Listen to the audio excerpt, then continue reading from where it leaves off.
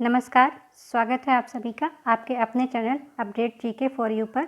आज हम पढ़ने जा रहे हैं भारत का इतिहास भाग 2।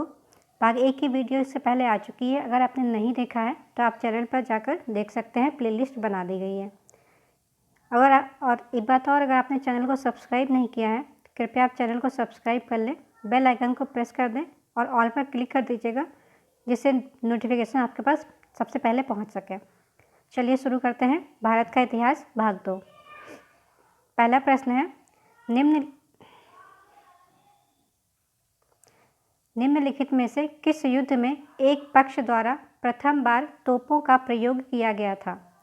यहाँ पर कुछ युद्ध दिए हुए हैं और पूछा गया है कि कौन से युद्ध में सबसे पहले तोप का प्रयोग किया गया था। ऑप्शन में दिया हुआ है पानीपत का प्रथम युद्ध, खानवा का युद्ध, प्लासी का युद्ध, पानीपत का तीसरा युद्ध। तो यहाँ पर जो सही आंसर हो जाएगा आपका पानीपत का प्रथम युद्ध। ए ऑप्शन आपका सही होगा। ये कब हुआ था? 1526 में हुआ था। काबुल के आक्रांता बाबर और दिल्ली के अफगान शासक इब्राहिम लोधी के मध्य ये युद्ध लड़ा गया था। किसके मध्य? तो बाबर और इब्राहिम लोधी के बीच में ये युद्ध लड़ा गया था और इसी में पहली बार बाबर ने जो है तोपों का प्रयोग किया था। नेक्स्ट प्रश्न देखते हैं। टोपरा और मेरठ 2 अशोक स्तंभ दिल्ली कौन लाया था? एक टोपरा में था, एक मेरठ में था। 2 अशोक स्तंभ थे, उसे दिल्ली लाया गया था। तो कौन लाया था ये पूछा गया है। ऑप्शन में है अलाउद्दीन खिलजी, मोहम्मद गौरी, फिरोज शाह तुगलक या सिकंदर लोधी। जो सही आंसर हो जाएगा आपका फिरोज शाह तुगलक। और ये कब लाए थे? 1351 से 1388 ईस्वी में इनका शासन था। इसी के बीच में ये टोपरा और मेरठ से दोनों अशोक स्तंभ दिल्ली में लाकर लगाया था, शिफ्ट किया था। नेक्स्ट प्रश्न है, निम्नलिखित में से किसका सुमेल नहीं है? ऑप्शन में पूछा गया कौन सी चीज़ उस जगह पर मौजूद नहीं है, यानी कि स्टेट दिया हुआ है और साइट्स दी हुई हैं कुछ, इनको मैच करना है, उसमें से कौन सा गलत है वो पूछा गया है। तो ऑप्शन में दिया हुआ है आलमगीरपुर उत्तर प्रदेश में है, लोथल गुजरात में है, कालीबंगा हरियाणा में है, रोपड़ पंजाब में है। तो यहाँ पर जो सही आंसर हो जाएगा आपका सी आंसर गलत है। कालीबंगा जो है हरियाणा में नहीं है, बल्कि ये राजस्थान के गंगानगर जनपद में स्थित है। सैंधवकालीन स्थल है ये कालीबंगा। बाकी सारे विकल्प जो इसमें सही है। अगला प्रश्न देखते हैं, सोनगिरी का ऐतिहासिक दिग्दर्शन जैन तीर्थ स्थल कहाँ पे स्थित है? जैन तीर्थ स्थल है एक सोनगिरी का, वो कहाँ पर स्थित है ये पूछा गया है। ऑप्शन में है उत्तर प्रदेश, राजस्थान, मध्य प्रदेश या उड़ीसा। तो आपका सही आंसर जो हो जाएगा सी मध्य प्रदेश में। सोनगिरी जो है मध्य प्रदेश में स्थित है। नेक्स्ट प्रश्न है, पैगंबर हजरत मोहम्मद का जन्म हुआ था। पूछा गया कब हुआ था, कौन सी ईस्वी में हुआ था। तो यहाँ पर जो ऑप्शन दिया हुआ है 1570 ईस्वी, 622 ईस्वी, 642 ईस्वी या 670 ईस्वी में। तो जो सही आंसर हो जाएगा इनका जन्म कब हुआ था, ए ऑप्शन सही होगा, 570 ईस्वी में इनका जन्म हुआ था। नेक्स्ट प्रश्न देखिए,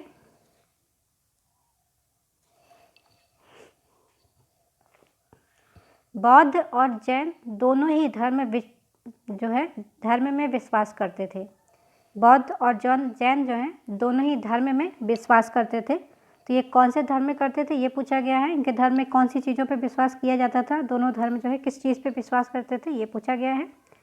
ऑप्शन है कर्म तथा पुनर्जन्म के सिद्धांत सही हैं, मृत्यु के पश्चात ही मोक्ष संभव है, स्त्री तथा पुरुष दोनों ही मोक्ष प्राप्त कर सकते हैं। डी ऑप्शन है जीवन में मध्यम वर्ग मार्ग जो है सर्वश्रेष्ठ है। तो यहाँ पर जो सही आंसर हो जाएगा आपका ए आंसर सही होगा, कर्म तथा पुनर्जन्म के सिद्धांत सही हैं, इस पर ये ज़्यादा विश्वास करते थे। अगला प्रश्न है, पंजाब में अमृतसर नगर को स्थापित किया था। पंजाब में अमृतसर नगर को किसने स्थापित किया था? ऑप्शन है गुरु नानक जी, गुरु गोविंद सिंह जी, गुरु तेग बहादुर ने या गुरु रामदास ने। तो यहाँ पर जो आपका सही आंसर हो जाएगा गुरु रामदास ने, यानी कि डी आंसर आपका सही हो जाएगा। ये सिख धर्म के चौथे गुरु थे। रामदास को अकबर ने जो है 500 बीघा जमीन भी प्राप्त हुई थी। किससे? सम्राट अकबर से रामदास जी को। और इस भूखंड पर अमृतसर शहर की स्थापना की गई है, जहाँ पर अमृतसर स्वर्ण मंदिर सिखों का प्रमुख धार्मिक स्थल है। यहाँ का जो 500 बीघा जमीन थी किसने दिया था? अकबर ने दिया था। तो ये भी एक क्वेश्चन बन सकता है। चलिए अगला प्रश्न देखते हैं। गांधार कला शैली का संश्लेषण है। ऑप्शन में दिया हुआ है भारतीय तथा फारसी क्लब का कला का, और यहाँ पे कला हो जाएगा भारतीय तथा चीनी कला का, भारतीय तथा अफगानी कला, भारतीय तथा यूनानी कला। तो जो गांधार शैली का समावेशन है वो कौन सी कला को मिलाकर के बनाया गया है? तो जो सही आंसर होगा यहाँ पर आपका भारतीय तथा यूनानी कला, डी आंसर आपका सही हो जाएगा। गांधार कला शैली जो है 50 ईसा पूर्व से 500 ईस्वी तक है।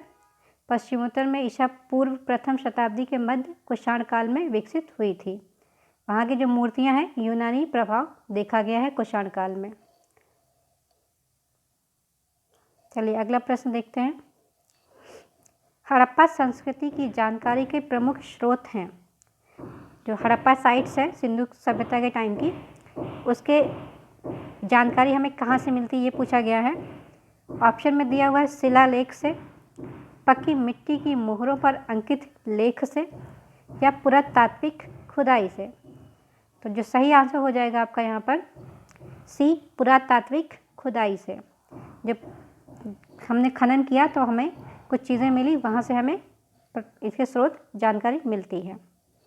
नेक्स्ट प्रश्न है सिंधु सभ्यता संबंधित है, कौन से युग से संबंधित है ये पूछा गया है।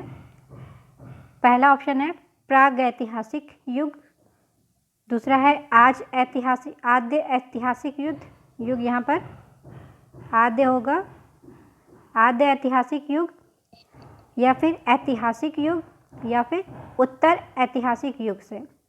तो जो सही आंसर हो जाएगा आपका बी, आद्य ऐतिहासिक युग से है। ये आज की जगह जो है आद्य हो जाएगा, आद्य ऐतिहासिक युग, ये आंसर आपका सही होगा, जहाँ से हमें जानकारी मिलती है। चलिए अगला प्रश्न देखते हैं।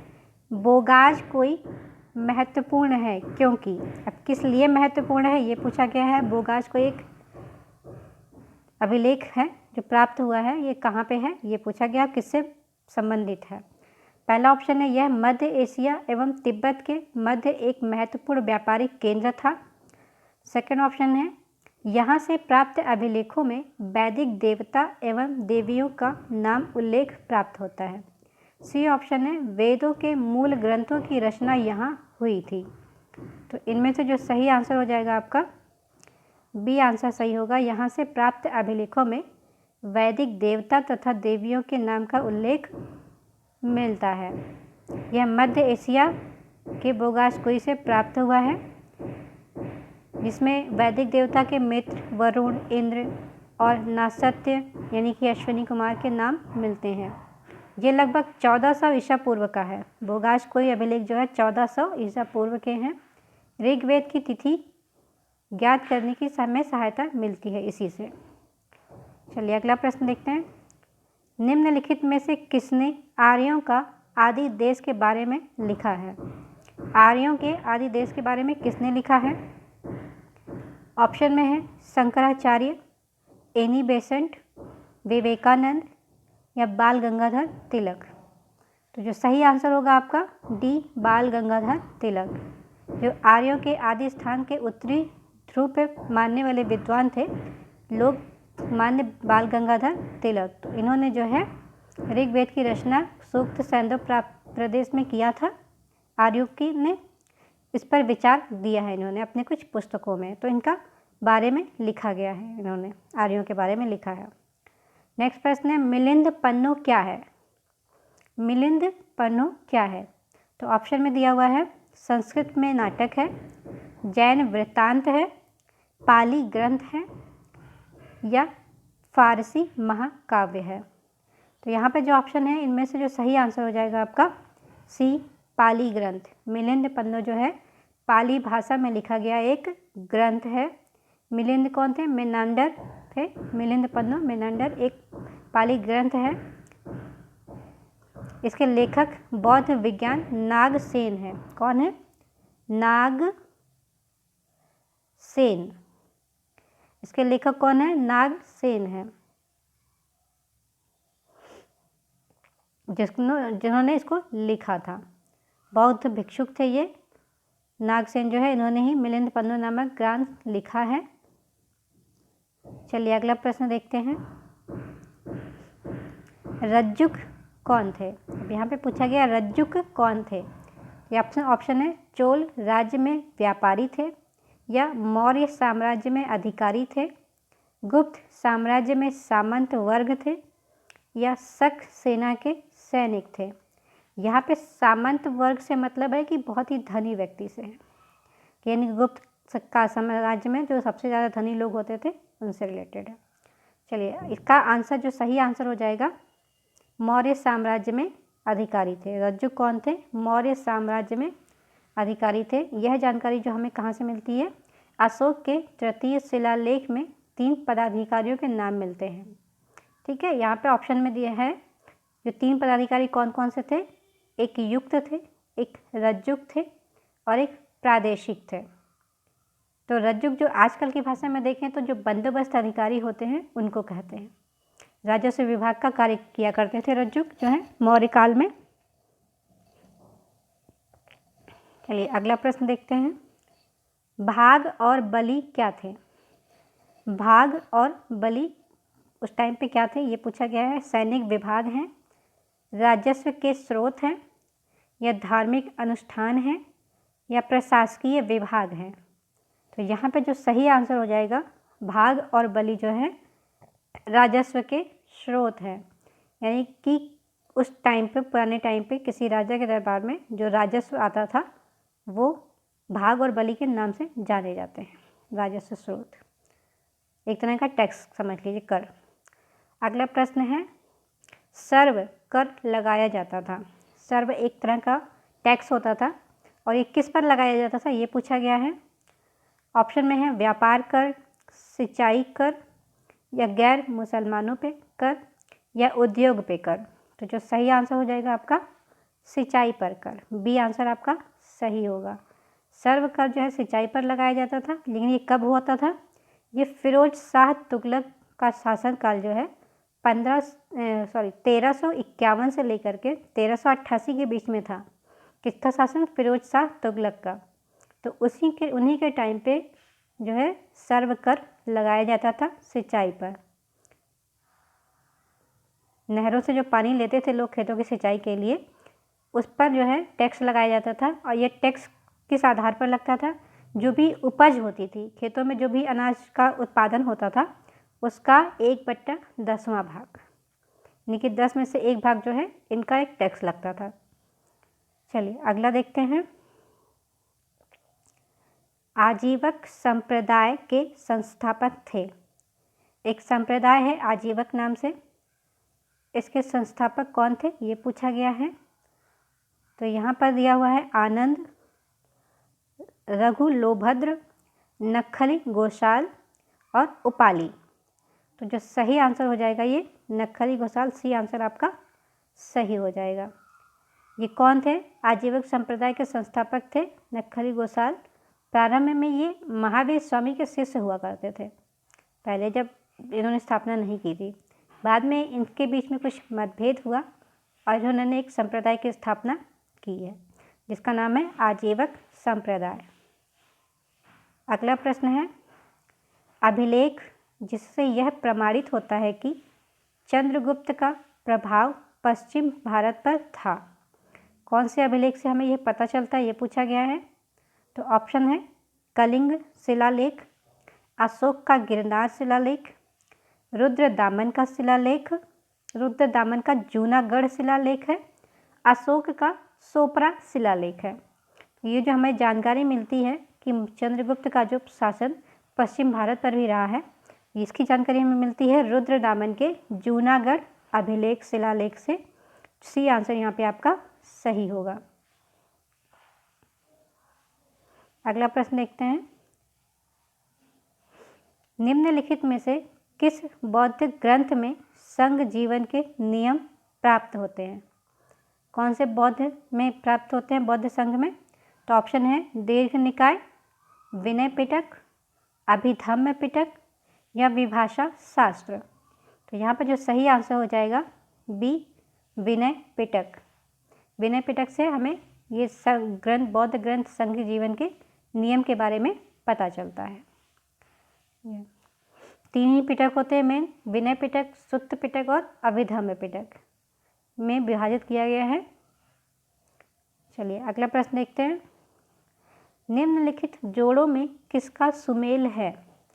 यहाँ पे कुछ गुफाएं और मंदिर दिया हुआ है और दूसरी तरफ शासकों के नाम दिए हुए हैं। इसको किसने और कब बनवाया था ये पूछा गया है।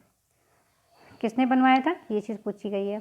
तो पहला ऑप्शन है एलोरा की गुफाएं, शक शासन ने, मीनाक्षी मंदिर पल्लव के लोगों ने, खजुराहो मंदिर चंदेल शासकों ने, महाबलीपुरम के मंदिर राष्ट्रकूट ने। तो यहाँ पर आपको ये पूछा गया है कि कौन सा इसमें से सही नहीं है, मतलब कौन सा सही है ये पूछा गया है कि किस इनमें से, बाकी तो सारे गलत है, एक ही कोई सही होगा। तो जो सही है ये सी आंसर आपका सही है। खजुराहो का मंदिर किसने बनवाया था? चंदेल के शासकों ने बनवाया था। अब साथ ही ये देख लेते हैं कि जो एलोरा की गुफाएं थी वो किसने बनवाया था? एलोरा की गुफाएं राष्ट्रकूट के लोगों ने बनवाया था। मीनाक्षी मंदिर जो है आपका पांड्य के शासकों ने बनवाया था। पांड्य जो चेर, चोल और पांड्य 3 शासक थे, हमने साउथ इंडिया में सुना होगा, वहाँ के जो पांड्य शासक थे उन्होंने बनवाया था। महाबलीपुरम के मंदिर पल्लव शासकों ने बनवाया था, पल्लव के शासकों ने बनवाया था। तो सी आंसर इसमें आपका सबसे सही होगा। आज के लिए इतना ही रखते हैं, कल फिर मिलेंगे एक नए टॉपिक के साथ में। वीडियो कैसी लगी ये कमेंट करके ज़रूर बताइएगा और चैनल को सब्सक्राइब कर दीजिएगा प्लीज़। Thank you.